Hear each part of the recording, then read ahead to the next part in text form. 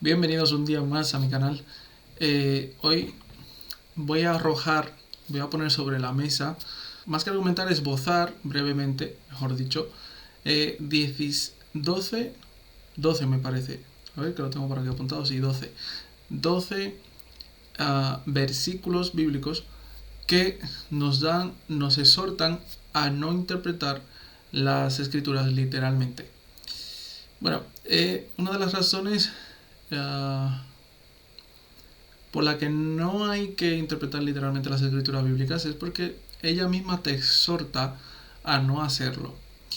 Y pues sabiendo esto de antemano, he decidido proporcionar y recomendar algunos de versículos bíblicos que también, que cuando uno va a la Biblia y se pone en contexto, uno de manera muy clara, uno percibe cómo esos sabios antiguos, porque los llamo sabios porque supieron discernir lo que habían dentro de ellos y lo plasmaron, ¿no?, en esos maravillosos papiros que nos han llegado hasta hoy en la forma de la Biblia. Pues desde el siglo I, que fue la época de Jesús y anterior, ya los antiguos sabios sabían que no hay que interpretar que no hay que leer las escrituras de manera literal. Bueno, uno de los más representativos es el primer apologeta cristiano, Filón de Alejandría.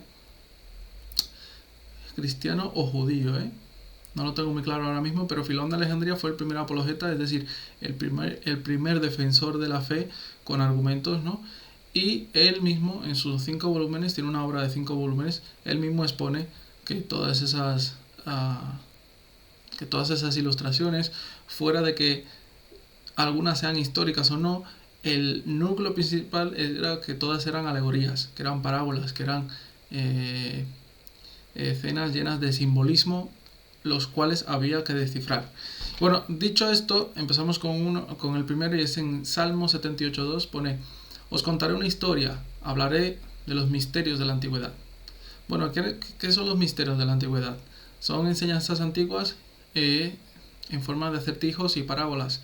Los escritores bíblicos llamaban misterios a esas historias porque los significados de cada una de las escenas, personajes y sucesos eran simbólicos, ¿no? Estaban destinados a que se descubriera en ellos el verdadero significado a través de el estudio, la meditación, la oración y la reflexión.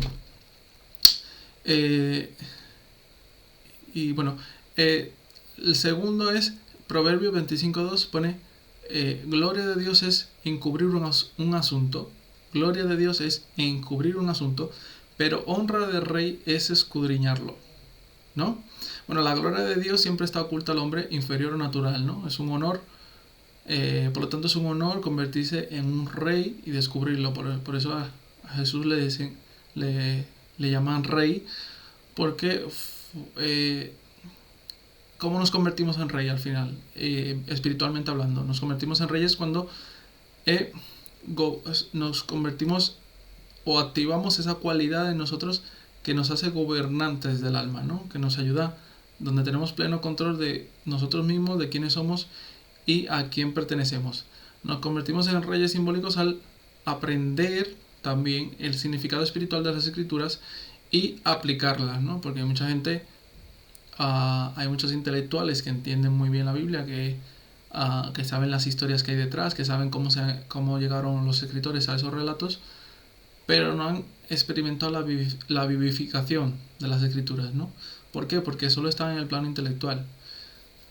Todo aquel que se convierte en rey espiritualmente y simbólicamente hablando es aquel que, por supuesto, hay que hacer un estudio intelectual de las escrituras, pero lo que vivifica realmente es cómo aplicamos eso en nuestras vidas y cómo eso es capaz de despertar los centros espirituales que tenemos en nosotros.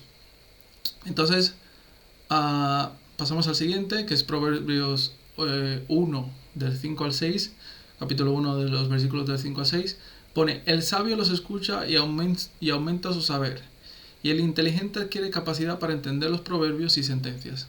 las palabras de los sabios y sus enigmas. Otra vez, las escrituras afirman que los proverbios, por ejemplo, necesitan una interpretación. Esto no solo se refiere al libro de Proverbios, sino que está hablando de todas las escrituras. Los dichos que pone ahí, los dichos de los sabios, que necesitan ser interpretados, como acabo de decir, son parábolas y mitologías que ocultan, por así decirlo, que encubren, ¿no?, la verdad espiritual. En Ezequiel 20:49, que Ezequiel fue un profeta, vemos que pone: y dije, Señor Jehová, ellos dicen de mí, ¿no profiere parábolas? Básicamente Ezequiel está afirmando claramente que Dios habla en parábolas. Y luego tenemos en Mateo 13:34, pone: todas esas cosas habló Jesús en parábolas hacia la multitud, y sin parábolas no les hablaba. Bueno, pues Jesús captó la parte espiritual de las escrituras y siguió esa tradición y se sirvió de símbolos e ilustraciones para seguir haciendo recapacitar, espiritualmente hablando, a las personas que le oían.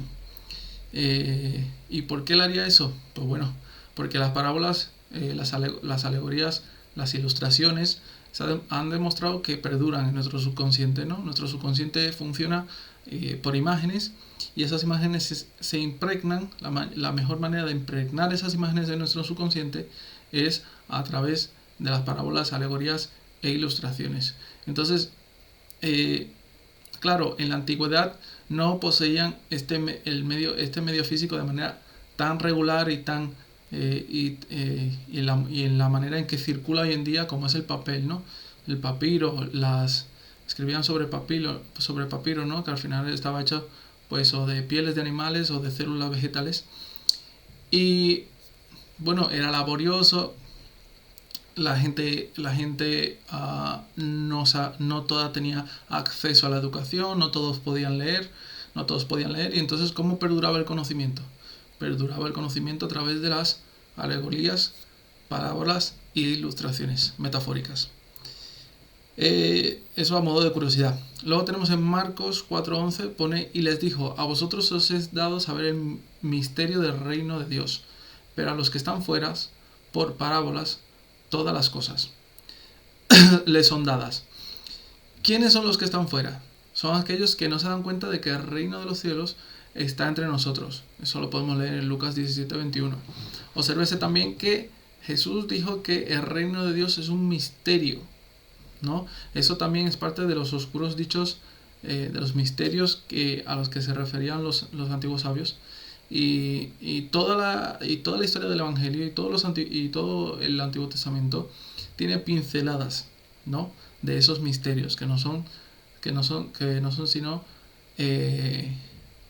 símbolos que están esperando a ser descifrados. Luego tenemos en 2 Corintios 3:6, nos dice: el cual asimismo nos capacitó para ser ministros de un nuevo pacto, no de la letra, sino del espíritu, porque la letra mata, pero el espíritu da vida. Bueno, ahí estas son palabras que se recogieron del apóstol Pablo, y nos está diciendo básicamente que el Nuevo Testamento no es de la letra, que no es literal, sino del espíritu espiritual. Es decir, la letra de la ley o la letra literal conduce a la muerte porque su interpretación no tiene vida en ella. La interpretación literal no es práctica en muchos casos de los pasajes de la Biblia, y tampoco tiene capacidad de elevar mucho más allá de lo poco que se puede entender de ella cuando la lees de manera literal, ¿no?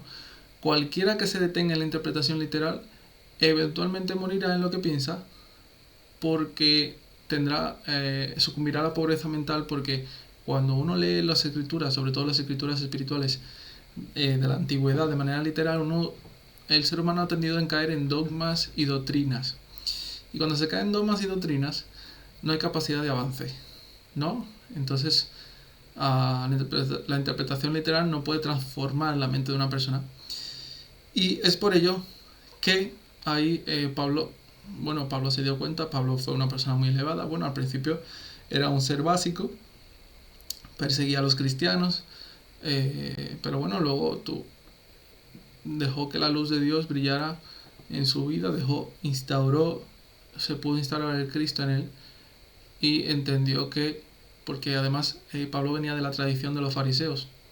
Sabemos que los fariseos eran esos adversarios de Jesús, no esa gente de mente obtusa que cuando escuchaba las palabras del maestro, las interpretaciones del maestro, pues que siempre estaban ofendidos, ¿no? Siempre lo acusaban de blasfema y ciertamente, bueno, fueron ellos los que lo entregaron para luego matarlo porque lo acusaban entre muchas cosas, lo acusaban de provocar desorden público, porque bueno, Jesús no interpretaba literal sino espiritual y eso a la gente le chocaba. Luego en Gálatas 4:24 pone que lo cual es una alegoría, y antes, bueno, el apóstol Pablo nos estaba explicando qué significaba la historia de Isaac, Ismael, Sara y Agar, ¿no? Estaba explicando que son unas alegorías, que eran unos pactos de promesa, de fe, otras de esclavitud, de conceptos mentales, que tenían un estilo expresivo, que utilizaba personajes y eventos ficticios. El mismo Pablo decía que era de la cultura de los fariseos. Describió, por ejemplo, que esa historia de Abraham, esa historia de Isaac, Ismael, Sara, eran alegorías.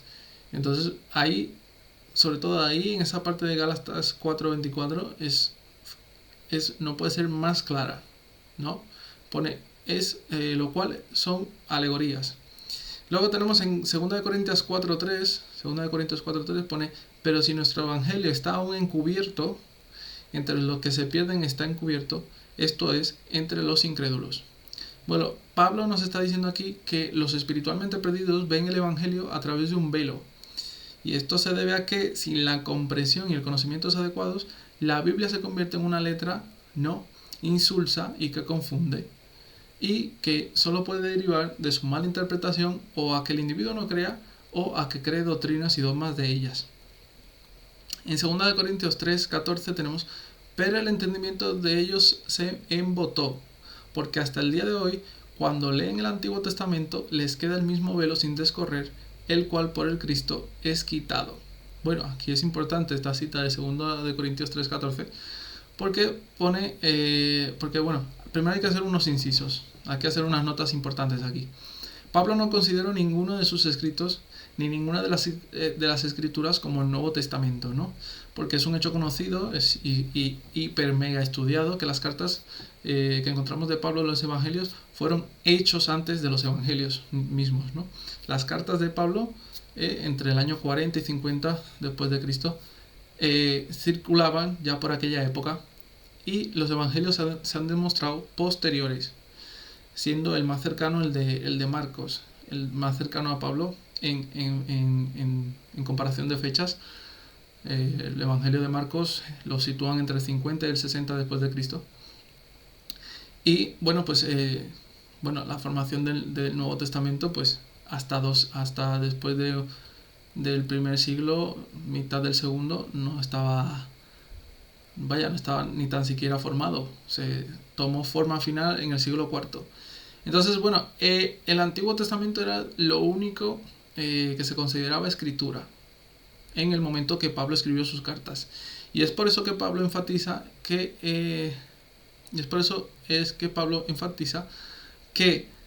todo aquel que no entiende el Antiguo Testamento, se confunde, entra en algún tipo de adversidad en su interior debido a que no interpreta simbólicamente las cosas que hay allí, dice que esos son los que siguen teniendo el velo.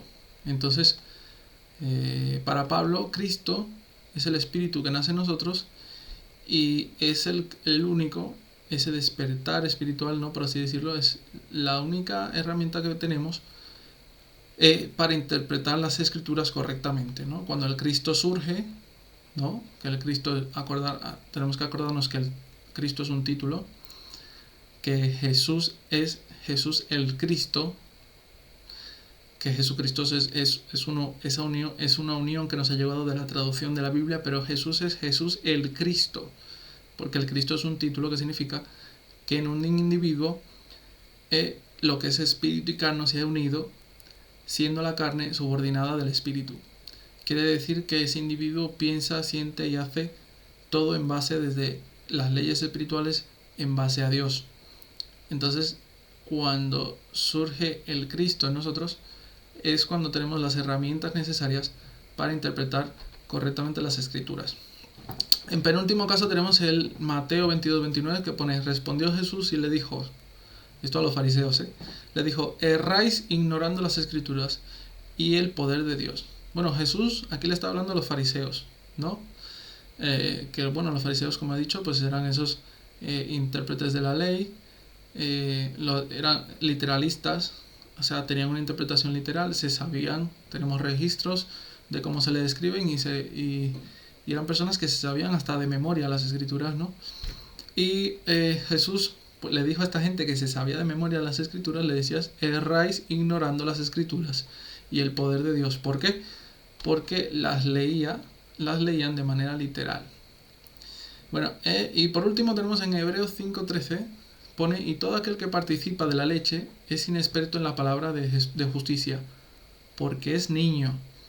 Bueno, aquí el autor de Hebreos explica que todo aquel que no entiende los significados ocultos de la palabra es un inhábil, es un bebé, porque está en una etapa incipiente, ¿no? Ya sabemos que los bebés, pues bueno, están en una etapa incipiente de la conciencia. Y bueno, pues hacen esta metáfora para decir que todo aquel que entre en la Biblia con una serie de prejuicios, con una serie de limitaciones a la hora de interpretarla, pues es un bebé, ¿no?